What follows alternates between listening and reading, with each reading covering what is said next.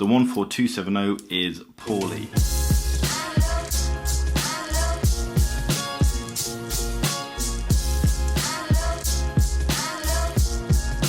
Hi guys, welcome back to Jack. I'm Adrian and today I'm wearing my Kermit, the 16610 LV, and it is really nice to have this guy back on the wrist. If you're new to the channel, this guy lives in a safe deposit box because one of the reasons, other than it being a awesome watch, one of the reasons for buying it was as an investment. I knew this was going to increase in value, and it has done by around 55–60%. So it's quite a decent return on my investment. So this lives in a safe deposit box. It's out of the flat and out of my hands, and I can't damage it too much. Reason for wearing this is my Explorer. The 14270 is poorly. Around 2 or 3 weeks ago, I wind this by hand every now and then when I haven't worn it for a couple of days, just to put a lot of energy into it. Or if I know I'm not going to wear it for a couple of days, I'll wind it by hand, just so there's enough energy in there. I was advised by an AD that the rotor in an automatic watch can only provide, or can only input 20% of the maximum energy into the power reserve. It'd be great if a watchmaker could verify that, because that is beyond my knowledge. But either way, I was complaining at an AD for, I think it's when I bought my Explorer 2, that my Explorer 2 wouldn't last the advertised power reserve amount. And he said, do you have a desk job? Yeah. Do you ever wind it by hand? No. And he said, well, that's it. The rotor can only provide 20% energy. So you need to wind it by hand if you want it to last its full power reserve. Anyway, I wind this by hand, and when I did so about 2 weeks ago, I noticed it felt different. When I wind my Submariner, which is from 2008, and it was last serviced in 2016, when I wind this, it feels like, if you imagine sliding a knife into warm butter, there's a tiny bit of resistance to it, but the movement is really smooth throughout, and there's no increase or decrease in resistance. It's a very, very satisfying wind. Now my Explorer, I'm not going to do it too much, but if you imagine pushing a knife into a jar of sugar, that's what it feels like. And then every now and then that knife touches a little cluster of sugar granules. Something's not right. I'm hoping it's just the oils, the lubricating oils have dried up. This is beyond my, it doesn't take much to get beyond my knowledge of watches, but this is beyond my knowledge of watches, of what's wrong with it. So best case scenario is that the oils have just dried up, and this is what it feels like when the oils have dried up. Worst case scenario is a cog is foobarred. It still keeps time, it still ticks. I can still power it by the rotor. It's just when I move it by the crown, it feels bad. So a bit of history on this guy. I bought it late last year. I think it was October, November time. And I know it was from 1998. The papers say it was originally sold in April 1998 by the Oriental Watch Company Limited, Hong Kong. So we know that much. It was then serviced by Rolex in 2012. I haven't got a clue what happened between 2012 and 1998, but in 2016 it went for a checkup.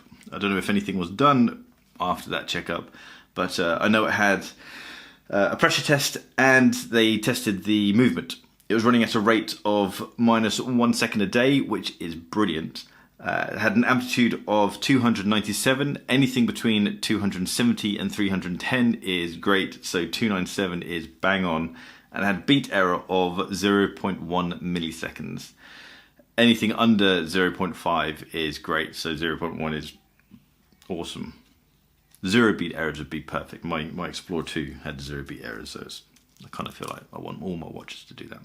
This watch has been cared for. It could have had more services than that in its time, but the dial is original and the hands are original.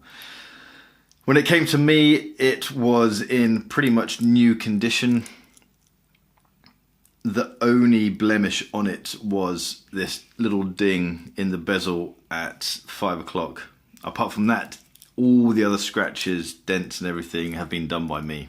I originally bought this watch to flip it, and it has now become my most loved watch, and there's no way I will ever sell this guy. Yeah, I mean, there's no way I'd ever sell this guy. I could happily sell my Kermit, even though this was one of my Grail watches. There's something about this guy which I've just fallen in love with it. I think the only time I would sell it is if I could get my hands on a blackout dial. But then would I wear that every day? Don't know. This isn't going anywhere. And I love the fact it's got the original hands and dial. That's the whole thing's just brilliant. So this isn't going anywhere. I don't need to look after it with the idea of... there's always this debate about whether you should polish a watch or not polish a watch. If you polish a watch, then you could decrease its value for the next owner. I don't give a shit about that. This is my watch and it's not going anywhere. And then there's also the idea around whether you should keep the original dial, the original hands.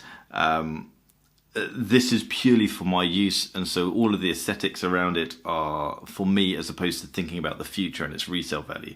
I'm not in the position to completely write off the cost of this, and so it would be nice to get my money back again. However, I am going to treat this completely as a watch that I'm never going to give away, unless it's to my kids. So my debate is, do I send this off to Rolex to get serviced and spend 600 quid plus, knowing that this is going to come back as a new watch, potentially as a new watch? They could do a complete overhaul of everything. The bracelet's looking a bit scuffed. The case has certainly got quite a few scuffs on it, and the watch could come back and just look absolutely immaculate. Or do I save my money, send it off to a local watch dealer, knowing that they won't touch the dial, they won't touch the hands, and I can tell them I don't want them to polish anything. I know we can specify to Rolex that we can tell them what we do and we don't want them to do. However, you just need to go onto a watch forum and do a quick search and you'll hear horror stories of things that they've done to watches that people ask them not to do. I like the idea of it coming back with a new service card and knowing that this has been handled by Rolex and everything is in new condition. I do like that idea. I have grown to love the little scuffs that it has. It's all part of the character, and the fact that it is scuffed means that there's no reason to baby it anymore. There's no purpose to baby it. It's my watch to wear it and enjoy it. I like how pronounced the logo on the clasp is. If I sent this off the Rolex and they were to polish this up, that wouldn't be so pronounced because they'd start to rub that down. I'm leaning towards the local watch dealer side of things, and one, to save my money, but two, to make sure that they aren't going to mess about with the hands, the dial, and polishing it. I'd like to keep this as it is. It's in awesome condition. The scratches and everything add to the awesome condition. Also, it'd be a darn sight cheaper and potentially quicker as well. The turnaround time for a Rolex service, I think it's something like 2 or 3 months. Also, the money side is a challenge. I've gone down to 4 days a week now on my day job so I can focus more on this stuff. So I've got to be careful with the money now. And I'm trying to buy a new camera. That camera's going to cost over 900 quid. New camera or a Rolex service. If you're local to London or you've used a watchmaker in London, do drop me a comment or drop me an email if you don't mind. Just hello@barkandjack.com. Just so you could recommend someone. Equally, if you're a watchmaker in London and you want to do some sort of connection, you scratch my back, I scratch your back, then equally email me hello@barkandjack.com, and that'd be really helpful. Guys, I'd love to know your thoughts as always. I am leaning towards the local watchmaker side of things. One, because it's more financially viable right now, and two, I'd kind of feel like I trust them more with this sort of piece. Because it has the original dial and hands, I want these to stay here.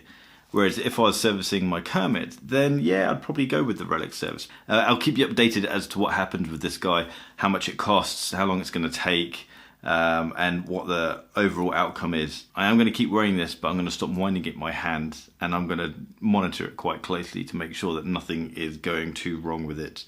I will obviously have to stop wearing it if it starts losing time or gaining time. It's just a bit sad.